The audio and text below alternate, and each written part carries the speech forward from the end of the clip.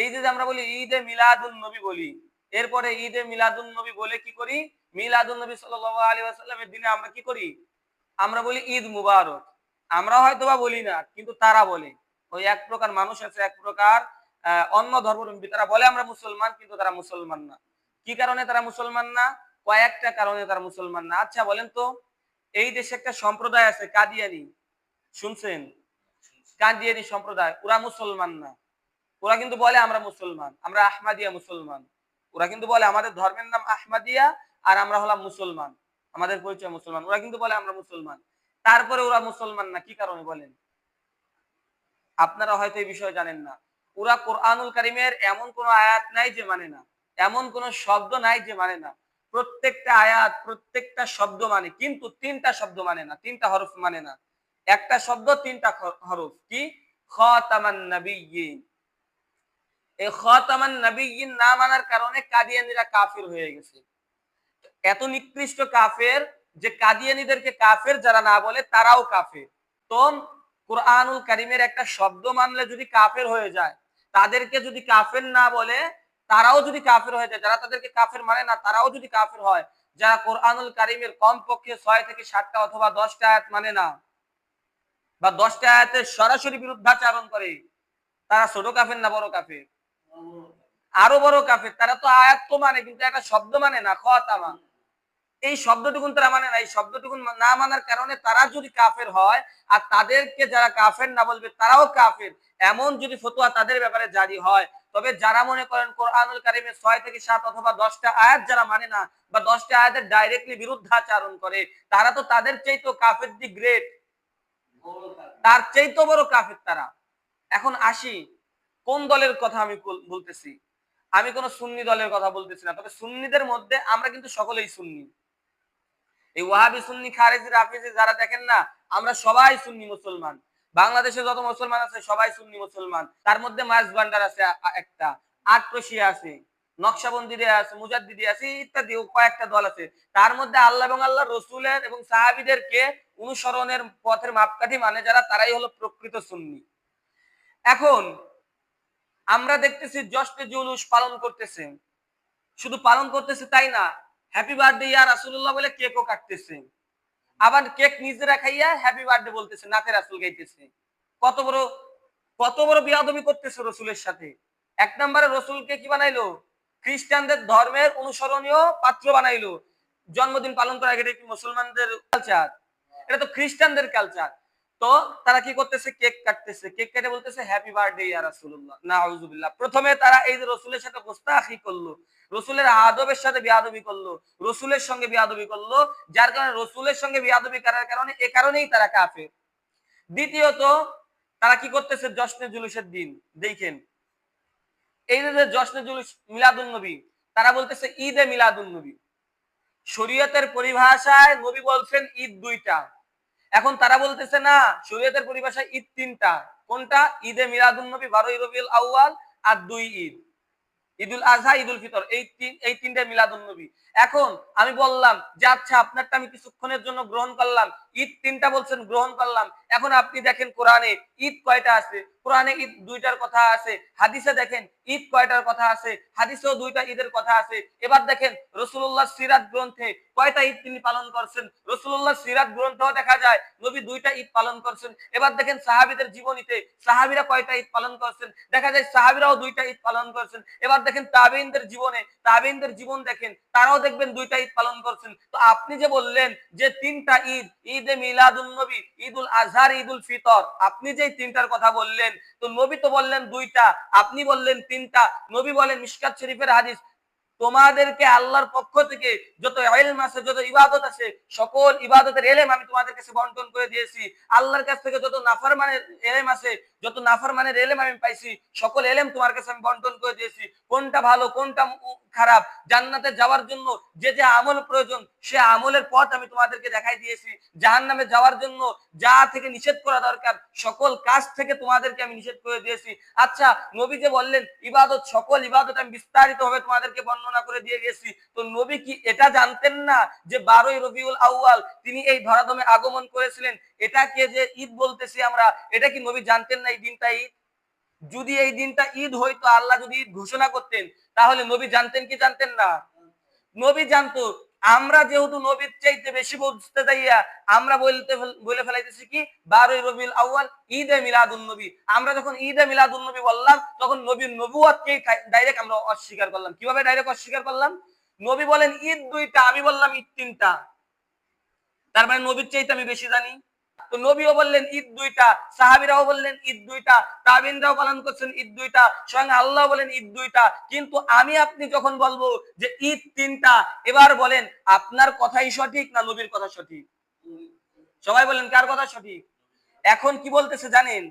আগে তো বলতো ঈদে মিলাদুন নবী, এইটা বলতো, আর এখন কি বলতেছে জানেন? এখন বলতেছেন সকল ঈদের সেরা ঈদ ঈদে মিলাদুন নবী। জোরে কর নাউজুবিল্লাহ। এখন বলতেছে সকল ঈদের সেরা ঈদ ঈদে মিলাদুন নবী। সকল ঈদের সেরা ঈদ মানে আরো যে 2টা আছে, এই 2টার চাইতে ঈদে মিলাদুন নবী এইটা নাকি সর্বশ্রেষ্ঠ ঈদ। এক নম্বরে ঈদে এই যে মিলাদুন নবীর যে আপনি ঈদ বানাইলেন, হাদিসে নাই, কোরআনে নাই, তাবেঈনদের জীবনে নাই, সাহাবীদের জীবনে নাই, নবীর মুখের ভবিষ্যৎবাণী নাই, বা নবীর মুখের জবানিতে কোনো হাদিস নাই, এই প্রাসঙ্গিক কোনো হাদিসে নাই যে 12ই রবিউল আউয়াল ঈদ। এটা কোনো হাদিসে নাই, কোরআনের কোনো আয়াতে নাই, কোনো তাফসিরে নাই, কোনো তাফসিরকারক করেন নাই। আর আপনি কি করতেছেন? আগে তো বলতেন যে ঈদে মিলাদুন নবী, আর এখন বলতেছে কি জানেন? সকল ঈদের সেরা ঈদ ঈদে মিলাদুন নবী। তাহলে দেখেন তো তার ইমানটা কোন জায়গা? এই যে দেখেন আমার হাতে একটা বই আছে, মিলাদুন নবী সাল্লাল্লাহু আলাইহি ওয়াসাল্লাম। আমি ভাবছিলাম এই বইটার মধ্যে কোরআন এবং হাদিসের নির্যাসে অনেকগুলো রেফারেন্স পাবো, অনেকগুলো তথ্য পাবো, কুফরি মতবাদ পাইছি। দেখেন আমি আপনাদেরকে বলি, তারা বলতো কি, প্রথমে বলছে ঈদে মিলাদুন নবী, তারপরে ঈদে মিলাদুন নবী বলে ক্ষান্ত হয় নাই, তারপরে বলছে সকল ঈদের সেরা ঈদ ঈদে মিলাদুন নবী। আচ্ছা বলেন তো, নবীর কথা সত্য নাকি তাদের কথা সত্য? কাদের বলেন? নবী বলতেছেন ঈদ 2টা, ঈদ 3টা না, ঈদ 2টা। তো তারা বলতেছে সকল ঈদের সেরা ঈদ ঈদে মিলাদুন নবী। তার মানে নবীর চাইতে বেশি বুঝলো, নবীর প্রতি ঈমান আনছে না কুফরি করছে? কুফরি করছে, ঈমান আনে নাই। 3 নম্বরে তারা কি বলতেছে জানেন? যে ওয়ালাইলাতু মাউলুদি সাল্লাল্লাহু আলাইহি ওয়াসাল্লাম আফদালু মিন লাইলাতিল কদর। মাওয়াহিবুল লাদুনিয়া কিতাবের 28 নম্বর পৃষ্ঠার মধ্যে লিখতেছে কি, যে ইউসুফ নাবহামি সে লেখছে আজ থেকে 97 বছর আগে, 97 বছর আগে সে লেখছে যে রাসূলুল্লাহ সাল্লাল্লাহু আলাইহি ওয়াসাল্লামের জন্মের রাত লাইলাতুল কদরের চাইতেও শ্রেষ্ঠ। বলেন নাউজুবিল্লাহ। এটা কোনো হাদিসও না, হাদিসের অংশও না, কোরআনের কোনো আয়াতও না, সম্পূর্ণভাবে এই যে ইউসুফ নাবহামি সে নিজস্ব মত ব্যক্ত করছে। আল্লাহ রাব্বুল আলামিন 97 নম্বর সূরা কদরের 3 নম্বর আয়াতে কি বললেন? লাইলাতুল কদরি খায়রুম মিন আলফি শাহর। আল্লাহ বললেন লাইলাতুল কদরের রাতে যে ব্যক্তি এই রাতে ইবাদত করবে, এক রাতে ইবাদত করবে, আল্লাহ রাব্বুল আলামিন তাকে 1000 মাসের চাইতেও বেশি মর্যাদা ও ফজিলতপূর্ণ নিয়ামত দান করবেন, সওয়াব দান করবেন। এ কথা আছে কি নাই বলেন? লাইলাতুল কদরি খায়রুম মিন আলফি শাহর, এক রাতে ইবাদত করলে 1000 মাসের চাইতেও বেশি সওয়াব আল্লাহ দান করবেন। আর এখানে কি বলতেছে? লাইলাতুল কদরের চাইতেও নাকি 12ই রবিউল আউয়ালের দাম বেশি। নাউজুবিল্লাহ বলেন। তাহলে আল্লাহর আয়াতকে মানলো নাকি অস্বীকার করলো? আল্লাহর আয়াতকে ডাইরেক্ট ভাবে অস্বীকার করছে। এই যে এখানে দেখেন, এখানে কাস্তালানি সে কয়েকটা বিষয় উল্লেখ করছে, 3টা বিষয় উল্লেখ করছে। তার এক ছাত্র ইদুকুল নবী আন্নু আলাইহিস সালাতু ওয়াসসালাম ওয়ালাদা লাইলা ফাইয়ামা আফদাল লাইলাতুল কদরি আও লাইলাতু মাউলুদি সাল্লাল্লাহু আলাইহি ওয়াসাল্লাম। তার একজন ছাত্র জিজ্ঞাসা করছে, উস্তাদজি একটু বলেন তো, কাস্তালানি ওর নামের আগে ইমাম ছিল, এখন থেকে ওর নামের আগে আমি ইমাম বলি না, কারণ ও যে এত কুফরি মতবাদ তৈরি করছে, এত কুফরি কথাবার্তা বলছে, এই কুফরি কথাবার্তা বলার কারণে, কুফরি বর্ণনা ব্যাখ্যা করার কারণে ওর নামের আগে ইমাম আসে না। ওকে যারা ইমাম মানবে তারা শয়তানের দোসর। তো কাস্তালানি বলতেছে তার এক ছাত্র তাকে জিজ্ঞাসা করলো যে উস্তাদজি বলেন তো, লাইলাতুল কদর বেশি দামি নাকি মিলাদুন নবীর রাত বেশি দামি? কথাগুলো বুঝবেন। লাইলাতুল কদরের ব্যাপারে স্বয়ং আয়াত নাযিল করেছেন আল্লাহ। লাইলাতুল কদরের ব্যাপারে আয়াত নাযিল করেছেন কে বলেন? আল্লাহ তাআলা লাইলাতুল কদরের ব্যাপারে বলতেছেন লাইলাতুল কদরি খায়রুম মিন আলফি শাহর, 1000 মাসের চাইতে লাইলাতুল কদরের রাত দামি। অথচ 12ই রবিউল আউয়াল সম্বন্ধে সংক্রান্ত কোনো হাদিস নাই, 12ই রবিউল আউয়াল সংক্রান্ত কোনো আয়াত নাই, 12ই রবিউল আউয়াল সংক্রান্ত সাহাবীদের কোনো আমল নাই, তাবিনদের কোনো আমল নাই। আর এখানে কাস্তালানি বলতেছে যে শোনো শোনো শোনো, আজিবু, আমি তো আশ্চর্য হয়ে যাই, বিআন্না লাইলাতা মাউলুদিহি আফদালু মিন লাইলাতিল কদরি মিন উজুহিহি সালাসা। 3 কারণে লাইলাতুল কদরের চাইতে 12ই রবিউল আউয়াল মিলাদুন নবীর দাম বেশি। বলেন নাউজুবিল্লাহ। তিন কারণে নাকি মানে মিলাদুন নবীর দাম বেশি, লাইলাতুল কদরের দাম নাকি কম। তিন কারণে। কি কি কারণ? এক নাম্বার বলতেছে আহাদুহা, এক নাম্বার আন্না লাইলাতু মাউলুদি সাল্লাল্লাহু আলাইহি ওয়াসাল্লাম লাইলাতু যুহুরি সাল্লাল্লাহু আলাইহি ওয়াসাল্লাম ওয়া লাইলাতুল কদরি মুআতাতুল্লাহ ওয়া মা শারাফা বিযুহুরি যাতাল মুশাররফি মিন আজলিহি আশরাফু মিম্মা শারাফা বিসাবাবি মা আ'তি ওয়া লা নাযা ফি যালিক ফাকানাত লাইলাতু মাউলুদি বিহাযাল ই'তিবারি আফদল। 12 রবিউল আউয়ালে মিলাদুন নবী তথা নবী করিম সাল্লাল্লাহু আলাইহি ওয়াসাল্লাম জন্মগ্রহণ করছে। আর বলতেছে কি লাইলাতুল কদর হলো নবীকে দান করছে। কথাটা বুঝেন। এটার একটা ব্যাখ্যা করছে হাসান আজহারি, ওনাকে আজহারি। ওর সাথে একটু দেখা করার ইচ্ছা ছিল, কোন জায়গা থেকে আজহার করছে, আজহার বিশ্ববিদ্যালয় থেকে নাকি ওকে বাড়ির পাশে আজহার থেকে। ও বলতেছে হাসান আজহারি বলতেছে কি যে শোনো, আমাকে একটা টিস্যুর সঙ্গে লাইলাতুল কদরের উল্লেখ করছে, বলেন নাউজুবিল্লাহ। বলতেছে কি এই যে একটা টিস্যু, এই টিস্যুটা আমাকে এই মাহফিলের সভাপতি সাহেব কি করলেন, গিফট করলেন। আর এখন বলেন এই টিস্যু বেশি দামি নাকি আমি বেশি দামি? তখন সবাই বলতেছে না টিস্যুর চাইতে তো আপনার দাম বেশি। তখন ও কি বুঝাইলো, নবীকে লাইলাতুল কদর দান করা হয়েছে, সে লাইলাতুল কদরকে কিসের সঙ্গে তুলনা করলো বলেন তো? টিস্যুর সঙ্গেও তুলনা করলো, উদাহরণ দিল। কত বড় নেমুখ হারাম, কত বড় মুনাফিক, গাদ্দার, কাফের, আপনি বুঝতে পারেন? আল্লাহর আয়াতকে অবব্যাখ্যা করবে তো করবে, কুফরি করে আল্লাহর আয়াতকে অবব্যাখ্যা করতেছে। এরপর বলতেছে বলেন লাইলাতুল কদর নবীকে দান করা হয়েছে, তো নবী বেশি দামি না লাইলাতুল কদর বেশি দামি? কথা তো আসবে এটা যে নবী বেশি দামি না লাইলাতুল কদর বেশি দামি। নবী যে রাতে জন্মগ্রহণ করেছেন, যে রাতে দুনিয়ায় আসছেন, সেই রাতের সঙ্গে লাইলাতুল কদরের সম্পর্কটা কি? সেই রাতের সঙ্গে লাইলাতুল কদরের কোনো সম্পর্ক নাই। তো বলতেছে দেখেন, যে নবী এত শ্রেষ্ঠ, যেই নবীকে লাইলাতুল কদর দেওয়া হয়, সেই নবী যদি এত শ্রেষ্ঠ হতে পারেন, তাহলে তার জন্মের রাত কত শ্রেষ্ঠ, চিন্তা করতে পারেন কত বড় কুফরি করে। এরপর বলতেছে কি, এখানেই শেষ, বলতেছে দেখেন দ্বিতীয় লাইলাতুল কদর সম্মানিত কারণ ফেরেশতাগণ ওই রাতে অবতীর্ণ হয়, ওই রাতে ফেরেশতাগণ জমিনে আসে এবং ফেরেশতা জিবরিল আমিনও এই দুনিয়ার মধ্যে আসে। লাইলাতুল কদরে ফেরেশতারাও আসে, জিবরিল আমিনও আসে, জিবরিল আমিন সহ সকল ফেরেশতা এই জমিনের মধ্যে আসে। আর মিলাদুন নবী 12 রবিউল আউয়ালে স্বয়ং মুহাম্মাদুর রাসূলুল্লাহ জমিনে আসে। আসতে কর নাউজুবিল্লাহ। নবীজি পৃথিবীতে আসেন,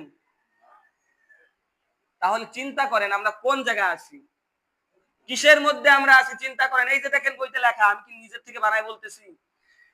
লাইলাতুল কদরের রাতে ফেরেশতা আসার কারণে লাইলাতুল কদর দামি, জিবরিল আসার কারণে লাইলাতুল কদর দামি, আর স্বয়ং মুহাম্মাদুর রাসূলুল্লাহ মিলাদুন নবীর রাতে আসার কারণে মিলাদুন নবীর রাত বলে দামি। নাউজুবিল্লাহ বলেন। চিন্তা করতে পারেন কত বড় কুফরি করতেছে। কুফরি করতে করতে শেষমেশ ওরা কি করছে, আল্লাহর আয়াতকে অস্বীকার করছে, আল্লাহর আয়াতের চাইতে বেশি বুঝছে। এক নম্বরে বলতেছে মিলাদুন নবী, ঈদে মিলাদুন নবী। দুই নম্বরে বলতেছে সকল ঈদের সেরা ঈদ, ঈদে মিলাদুন নবী। তিন নাম্বার কুফরি হচ্ছে কি, যে লাইলাতুল কদরের চাইতে ঈদে মিলাদুন নবীর রাতটা নাকি সবচাইতে বেশি দামি। অথচ আল্লাহ বলেন সকল রাতের সেরা রাত লাইলাতুল কদর। আল্লাহ বলেন লাইলাতুল কদর দামি। মাছ ভান্ডারি ভণ্ড সুন্নিরা কয় ঈদে মিলাদুন নবী 12 রবিউল আউয়ালের দামি। আপনারা মানবেন আল্লাহটা নাকি ওকেটা? কোনটা মানবেন? কোন কারটা মানবেন বলেন? আল্লাহটাই আমরা মানি, আল্লাহ যেটা বলছেন আমরা সেটাই মানি। আমরা কোনো ব্যক্তি পূজা করি না, কোনো মানুষের কথা আমরা মানি না, আমরা মানি আল্লাহর কথা। আমরা কার কথা মানি বলেন? আমরা আল্লাহর কথা মানি। দেখেন এই যে ওরা নবীজি সাল্লাল্লাহু আলাইহি ওয়াসাল্লামকে এত মর্যাদা স্তরে নিতেছে, কি কারণে এত মানে উপরে নিতেছে নবী করিম সাল্লাল্লাহু আলাইহি ওয়াসাল্লামকে, কি কারণে বলতে পারেন? এটা হচ্ছে নবীজিকে ভালোবাসার কারণে। কি কারণে বলেন? ভালোবাসার কারণে। যেমনি ভাবে ইব্রাহিম আলাইহিস সালাতু ওয়াস সালামের উম্মতগণ ইব্রাহিম আলাইহিস সালামকে ভালোবাসতে বাসতে ইব্রাহিম আলাইহিস সালামের কি করছে, মূর্তি নির্মাণ করছে। করছে কি করে নাই? কাবা শরীফে ইব্রাহিম আলাইহিস সালামের মূর্তি ছিল না? 360টার মধ্যে ইব্রাহিম আলাইহিস সালামের মূর্তি, কাবা শরীফের মধ্যে ইব্রাহিম আলাইহিস সালামের মূর্তি। কি কারণে? ঘৃণা করার কারণে না, ভালোবাসার কারণে। ইব্রাহিম আলাইহিস সালামকে ভালোবাসতে বাসতে তারা কাবা শরীফের মধ্যে এত একটা পবিত্র জায়গায় তার মূর্তি নির্মাণ করে ফেলে। তখন নবী করিম সাল্লাল্লাহু আলাইহি ওয়াসাল্লাম কি করছেন? বিজয়ের দিন, মক্কা বিজয়ের দিন কি করছেন? ওই মূর্তি নিজের হাতে নবীজি ভাঙছেন। এরপর আসেন মুসা কারিমুল্লাহ, তারা কি করে আল্লাহর সঙ্গে শিরক করছে বলেন? মুসা আলাইহিস সালামকে ভালোবাসতে বাসতে যে আরে আল্লাহ, মুসা কারিমুল্লাহ আল্লাহর সঙ্গে কথা বলছেন, তো তাকে ভালোবাসবো না তো বাসবো কাকে? ইহুদিরা মুসা আলাইহিস সালামকে ভালোবাসতে বাসতে তারা মুশরিক হয়ে গেছে। উজাইর আলাইহিস সালামের উম্মতেরা উজাইর আলাইহিস সালামকে ভালোবাসতে বাসতে তারা বলে যে উজাইর আলাইহিস সালাম আল্লাহর সন্তান। বলেন নাউজুবিল্লাহ। এটা কি নবীকে ভালোবাসার কারণে, ঘৃণা করার কারণে? ভালোবাসার কারণে। তারা বলতেছে উজাইরকে আমরা এত ভালোবাসি যে শুনো উজাইর আলাইহিস সালাম আল্লাহর সন্তান। এরপর দেখেন ঈসা আলাইহিস সালামের উম্মত খ্রিস্টানরা, তারা ঈসা আলাইহিস সালামকে ভালোবাসতে শেষ পর্যন্ত কি বলছে? যে ঈসা আলাইহিস সালাম আল্লাহর সন্তান, মারিয়াম আলাইহিস সালামের স্বামী হচ্ছে আল্লাহ। নাউজুবিল্লাহ বলেন।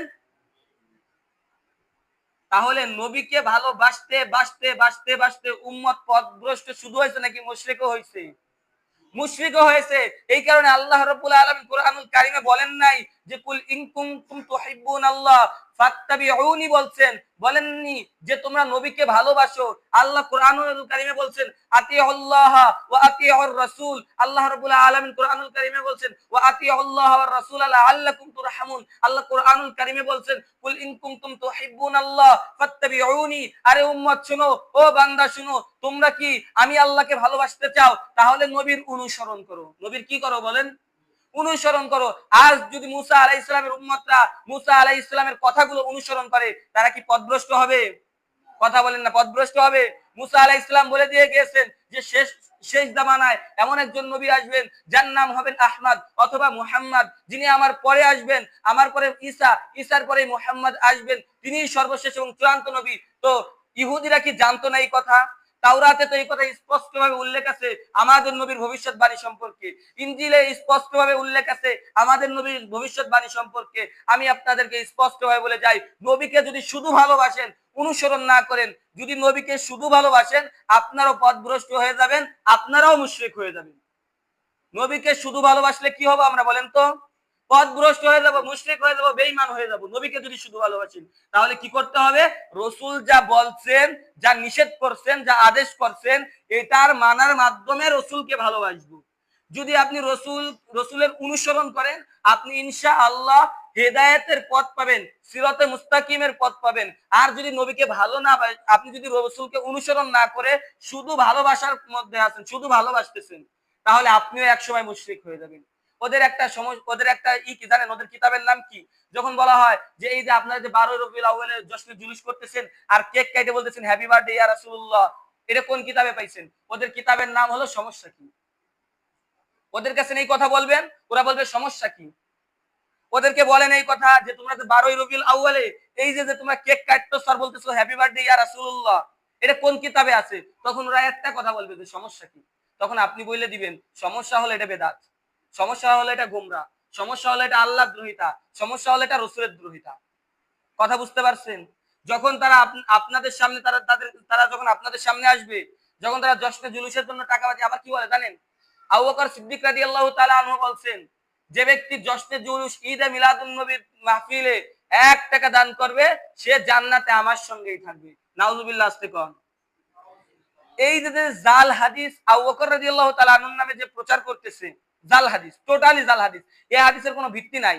তো যেটাই বলছিলাম যে আমরা রাসূলকে শুধু ভালোবাসবো না, অনুসরণের মাধ্যমে ভালোবাসবো। অনুসরণের মাধ্যমে ভালোবাসবো। নবীজিকে শুধু একটাবা ভালোবাসতে থাকবো, কোরআনে নাই, হাদিসে নাই, নিজের খেয়াল খুশি, মন খুশি নবীকে ভালোবাসতে থাকলাম। যেমন ইব্রাহিম আলাইহিস সালামের উম্মতরা মুশরিক হয়ে গেছে, যেমন মুসা আলাইহিস সালামের উম্মতরা মুশরিক হয়ে গেছে, যেমন ঈসা রূহুল্লাহর উম্মতরা মুশরিক হয়ে গেছে, আমরাও যদি নবীকে অনুসরণ ব্যতীত ভালোবাসি, আমরাও মুশরিক হয়ে যাব। কাজেই নবীকে ভালোবাসতে হবে নবীর অনুসরণের মাধ্যমে। নবীকে খেয়াল খুশি ভালোবাসলে কাজ হবে না। এই মাস অত্যন্ত দামি মাস। এই মাসের কিছু ফজিলত আমি আপনাদেরকে বর্ণনা করি। আল্লাহ রাব্বুল আলামিন বলেন সূরা আলে ইমরান আয়াত 81, আল্লাহ রাব্বুল আলামিন আমাদের নবীর কত শান, কত মর্যাদা দিয়েছে দেখেন।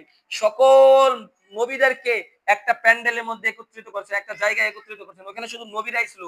তখন আল্লাহ রাব্বুল আলামিন বললেন যে হে নবীগণ তোমরা শুনো, এই যে আমার নবী মুহাম্মদুর রাসূলুল্লাহ সাল্লাল্লাহু আলাইহি ওয়াসাল্লাম, ইনি পৃথিবীতে যাবেন। ইনি যখন পৃথিবীতে যাবেন, তোমরা যদি ওই সময় তোমাদের নবুয়ত থাকাকালীন ইনি যদি পৃথিবীতে যায়, শুনো তোমরা তোমাদের নবুয়তের দায়িত্ব বাদ দিয়ে আমার নবী মুহাম্মদের নবুয়তকে তোমরা স্বীকারোক্তি দিবে, আমার নবীর নবুয়তকে স্বীকারোক্তি দিয়ে তোমরা তোমাদের নবুয়তকে বাতিল করে তার অনুসরণ করবে, তার ইত্তেবা করবে। জোরে বলেন সুবহানাল্লাহ। কি বললেন? এই যে আমার নবী মুহাম্মদ, ইনি যখন পৃথিবীতে যাবেন, তোমরা থাকাকালীন অবস্থায় যদি তিনি পৃথিবীতে যায়, তাহলে তোমরা তোমাদের নবুয়তকে বাতিল করে, তোমরা তোমাদের নবুয়তকে ভুলে গিয়ে আমার নবীর অনুসরণ করবে। দেখেন তিরমিজি শরীফের একটা হাদিস আছে, উমর ইবনুল খাত্তাব রাদিয়াল্লাহু তাআলা আনহু তিনি বলেন, ইয়া রাসূলুল্লাহ, ইহুদিদের তাওরাত থেকে কিছু বাণী শুনি যা আমাদের অনেক ভালো লাগে। ইয়া রাসূলুল্লাহ, আমি কি কিছু তাওরাতের কিছু অংশ লিখে নিব? তখন রাসূলুল্লাহ সাল্লাল্লাহু আলাইহি ওয়াসাল্লাম খুব রাগ হলেন, কোনো কথা বললেন না। তখন ওমর রাদিয়াল্লাহু তাআলা আনহু বললেন, ইয়া রাসূলুল্লাহ, আপনি কি আমাকে অনুমতি দিবেন? তখন আবু বকর রাদিয়াল্লাহু তাআলা পাশ থেকে বললেন, হে ভাই উমর, তুমি কি রাসূলের রাগের চিহ্ন দেখতে পারতেছো না? তখন রাসূলুল্লাহ সাল্লাল্লাহু আলাইহি ওয়াসাল্লাম বললেন, হে ওমর, তুমি শোনো, আজ যদি বনি ইসরাইলের নবী মুসা এখন আসতো, এই পৃথিবীতে থাকতো, আমার অনুসরণ ছাড়া মুসার জান্নাতে যাওয়ার কোনো সুযোগ ছিল না।